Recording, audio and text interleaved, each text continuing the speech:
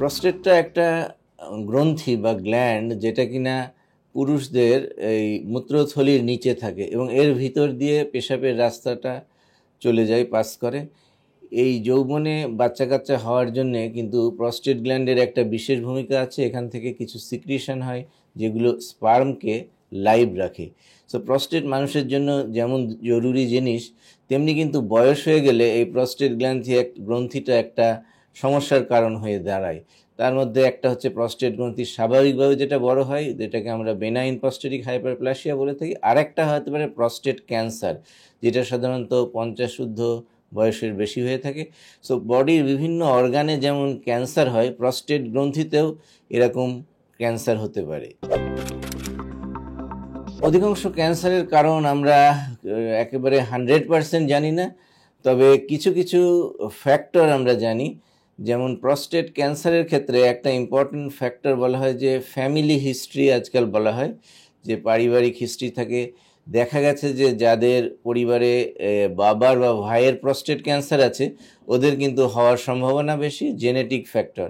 তেমনিভাবে যাদের পরিবারের মধ্যে মেয়েদের মধ্যে ব্রেস্ট ক্যান্সার আছে, তাদের কিন্তু প্রস্টেট ক্যান্সার হয়। BRCA1 এবং 2 দুইটা জিন পাওয়া গেছে যেগুলো এদের সাথে রিলেটেড থাকে। তাছাড়া অন্যান্য কারণের মধ্যে খাদ্যাভ্যাস একটা কারণ হতে পারে। যেমন যদি বেশি চর্বি জাতীয়, তেল চর্বি জাতীয় জিনিস খাওয়া যায়, ফল শাকসবজি কম খাওয়া যায়, সেটা প্রস্টেট ক্যান্সারের একটা কারণ হতে পারে। কিছু কিছু জিনিস প্রস্টেট ক্যান্সার প্রিভেন্ট করে বলে দাবি করা হয়েছে, যেমন সেলিনিয়াম, ভিটামিন ই, অ্যান্টিঅক্সিডেন্ট। তো এগুলোর ভিতরে ডাউট আছে এটা করে কিনা। অধিকাংশ ক্ষেত্রে আমরা কারণ জানি না কি কারণে এটা হয়। প্রস্টেট ক্যান্সার একটা নীরব ঘাতক বলে থাকি আমি, প্রায়ই বলি যে প্রস্টেট ক্যান্সার একটি নীরব ঘাতক। এর অধিকাংশ ক্ষেত্রে কোনো সাইন সিমটম থাকে না। রুগীরা আমাদের দেশে যখন আমাদের কাছে আসে, তখন কিন্তু অলরেডি অ্যাডভান্স স্টেজে চলে আসে, কারণ তখন কোনো সাইন সিমটম এই ক্যান্সারের থাকে না। তবে কিছু সাইন সিমটম হতে পারে। তার মধ্যে একটা হচ্ছে যে প্রস্রাবের সমস্যা। যেমন আমরা বলেছি যে এই গ্ল্যান্ডটার ভিতর দিয়ে প্রস্রাবের রাস্তা পাস করে। সো যখন এই গ্ল্যান্ডটাতে ক্যান্সার হয়, তখন পেশাবের অসুবিধা হয়, বারবার পেশাব হওয়া, পেশাব বন্ধ হয়ে যাওয়া হঠাৎ করে, পেশাব করতে না পারার জন্য কিডনির সমস্যা হওয়া, কিডনির নালি ইউরেটারকে ইনভলভ করা, এগুলো প্রস্রাবের সমস্যা। তাছাড়া যখন অ্যাডভান্স স্টেজে চলে যায় এই ক্যান্সার, সাধারণত হাড়ের ভিতরে বা বনে ছড়িয়ে পড়তে পারে। সেই ক্ষেত্রে রুগীরা পিছনে ব্যথা, ব্যাক পেইন নিয়েও আমাদের কাছে আসে।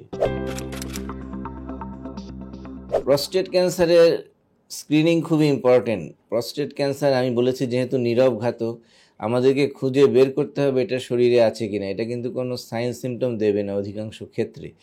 তো স্ক্রিনিংয়ের জন্য যে জিনিসটা করা হয়, দুটো জিনিস আমরা সাধারণত করে থাকি এবং পৃথিবীর অন্যান্য দেশেও এটাই করা হয়। সেটা হলো যে একটা রক্তের এক ধরনের এনজাইম আছে প্রস্টেট ক্যান্সারের, যেটাকে PSA বা প্রস্টেট স্পেসিফিক অ্যান্টিজেন বলে। এটা একটা রক্ত পরীক্ষা, সেটা করা যেতে পারে। আর করা যায় যে আমরা রুগীকে এক্সামিন করি, রেকটাল এক্সামিনেশন, DRE বা ডিজিটাল রেকটাল এক্সামিনেশন করে আমরা আঙ্গুল দিয়ে বুঝতে পারি যে প্রস্টেটের কনসিস্টেন্সি কেমন। এটা দিয়ে কিন্তু ক্যান্সার ডিটেক্ট করা যায়। পরবর্তীতে এই দুটোতে আমাদের যদি সন্দেহ হয়, তখন আমরা প্রস্টেট থেকে বায়োপসি নিয়ে থাকি। বায়োপসি নিলে 100% কনফার্ম হওয়া যায় যে প্রস্টেট ক্যান্সার আছে কি নাই। প্রস্টেট ক্যান্সারের খুবই ভালো চিকিৎসা আছে যদি এটা প্রাথমিক স্তরে বা আর্লি স্তরে ধরা পড়ে। এটা সম্পূর্ণ নিরাময় করা যায়। আরেকটা জিনিস আমি বলবো যে প্রস্টেট ক্যান্সার খুবই স্লোলি গ্রোয়িং ক্যান্সার। মানে একটা রুগীর প্রস্টেট ক্যান্সার যাদের ধরা পড়বে, আপনারা ভেঙে পড়বেন না, কারণ চিকিৎসা দিলে প্রস্টেট ক্যান্সার রোগী 15, 20, ইভেন 30 বছর পর্যন্ত বেঁচে থাকে। আমরা দেখেছি যে প্রস্টেট ক্যান্সারের জন্য রোগী মারা যায় না, অন্য অসুখে, হার্টের ডিজিজ বা অন্য কোনো অসুখে মারা যায়। প্রস্টেট ক্যান্সারের খুব ভালো চিকিৎসা আছে, আমাদের দেশে আছে। প্রাথমিক স্তরে ধরতে পারলে আমরা সার্জারি করতে পারি, রেডিয়েশন দেওয়া যায়, কেমোথেরাপি আছে, হরমোনাল থেরাপি আছে, সব জাতীয় চিকিৎসা এখন আমাদের দেশে অ্যাভেলেবল রয়েছে। প্রস্টেট ক্যান্সারের জন্য যে অপারেশন আমরা করি ওটাকে রেডিক্যাল প্রস্টাটেক্টমি বলা হয়। অর্থাৎ প্রস্টেট গ্রন্থি, তারপরে ওর সাথে যে seminal vesicle, part of the urethra, এগুলো আমরা ফেলে দিই। তো এটা ফেলে দিলে যে জিনিসটা হয় যে পেশাবের যে কন্ট্রোলিং যে স্ফিংটার সেটা কাছাকাছি থাকে, প্রথম কিছুদিন পেশাব কন্ট্রোল করতে অসুবিধা হয় রুগীদের, ওটা সাধারণত 3 থেকে 6 মাসের মধ্যে কন্ট্রোলে চলে আসে। আর কিছু জাতীয় হতে পারে পরবর্তীতে, যেহেতু আমরা হরমোন চিকিৎসা দিয়ে থাকি, টেস্টোস্টেরন সাপ্রেস করি, সেজন্য কিন্তু পেশেন্টের বিভিন্ন ধরনের সেক্সুয়াল সমস্যা, সেক্সুয়াল ডিপ্রেশন এইগুলো হতে পারে। অনেকের ক্ষেত্রে বনি পেন হতে পারে, কারণ বডিতে ক্যালসিয়াম কমে যায় ওষুধগুলো দিলে। তো এই জাতীয় সমস্যা হতে পারে, কিন্তু এগুলোর চিকিৎসা আছে, প্রত্যেকটি সমস্যার সমাধান করা যায় এগুলো দিয়ে। আর একটা চিকিৎসা হচ্ছে যে রেডিয়েশনে দিয়েও প্রস্টেট ক্যান্সারের চিকিৎসা করা যায়। যাদের ক্ষেত্রে সার্জারি করা যায় না বা যারা ইচ্ছুক না, তাদের ক্ষেত্রে আমরা রেডিয়েশন দিয়ে থাকি, এবং এই রেডিয়েশনও প্রস্টেট ক্যান্সার কিওর করতে পারে। প্রস্টেট ক্যান্সারের চিকিৎসা দিলে কিছুটা সেক্সুয়াল ডিপ্রেশন হয়, কিন্তু যাদের আমরা এই প্রস্টেট ক্যান্সারের চিকিৎসা করি, স্পেশালি রেডিয়েশন দিই, তাদের ক্ষেত্রে যদি তারা বাচ্চা কাচ্চা চায়, তাদের ক্ষেত্রে আমরা স্পার্মটাকে প্রিজার্ভ করে রাখতে পারি। স্পার্ম ব্যাংক আছে, এবং সেটার সাহায্যে কিন্তু আর্টিফিশিয়াল ওয়েতে আইভিএফ যেটা বলে, ওইটার মাধ্যমে ভবিষ্যতে বাচ্চা কাচ্চা নেওয়া যায়। আর যে সমস্ত চিকিৎসা, যেমন ইরেকটাইল ডিসফাংশন হতে পারে, ইন্টারেস্ট কমে যেতে পারে, বিকজ আমরা টেস্টোস্টেরন হরমোনটাকে সাপ্রেস করি অনেক ক্ষেত্রে। তো সেই ক্ষেত্রে এগুলোর জন্য চিকিৎসার জন্য মেডিসিন আছে, মেডিসিন দিলে 100% ভালো হয়ে যায় রুগীরা। যে কোনো রুগীরই যদি ক্যান্সার শোনে, তাদের কিন্তু মানসিক একটা বিপর্যস্ত অবস্থা হয়, সেই জন্য এদেরকে সাইকোলজিক্যাল সাপোর্ট, কাউন্সিলিং দরকার হয়, এটা খুব ইম্পর্টেন্ট। এই প্রস্টেট ক্যান্সারের চিকিৎসা কিন্তু মাল্টি মোডাল, আর তার মানে এখানে ইনভলভ হবে একজন ইউরোলজিস্ট, এখানে ইনভলভ হবে তাদের অ্যাসিস্ট্যান্টরা, নার্স এবং অন্য ডক্টররা, এখানে ইনভলভ হবে সাইকিয়াট্রিস্ট, ফিজিওথেরাপিস্ট, সবাই ইনভলভ হয়। তো এদের সম্মিলিত প্রচেষ্টায়, বিশেষ করে যদি ওরকম ডিপ্রেশন হয়, আমরা সাইকিয়াট্রিস্ট কাছে রেফার করি, তারা কিছু চিকিৎসা দেয়।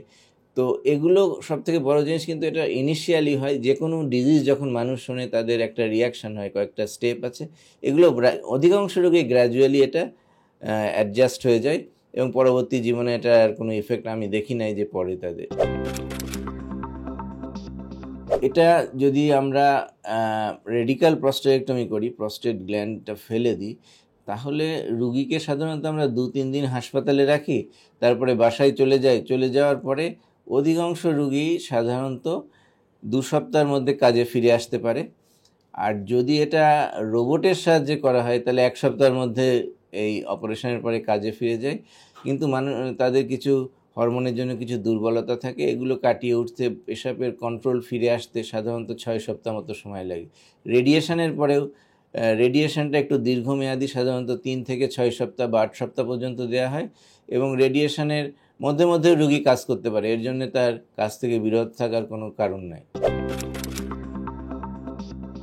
প্রস্টেট ক্যান্সার যেহেতু একটা নীরব ঘাতক, তো এটাকে আমাদের আগে আর্লি স্টেজে ধরতে হবে, এটাই সব থেকে বড় সার্থকতা। যদি আমরা আর্লি স্টেজে ধরতে পারি, তাহলে চিকিৎসাটা খুব ভালো হবে। তো আর্লি স্টেজে ধরার জন্য যেটা আমরা করব, স্ক্রিনিং টেস্টের মধ্যে আমরা যারা 50 তাদের ক্ষেত্রে আমরা পিএসএ রক্তের এই পরীক্ষাটা করতে পারি, রুগীকে আমরা রেকটাল এক্সামিনেশনের মাধ্যমে বুঝতে পারি, এটা করা যাবে।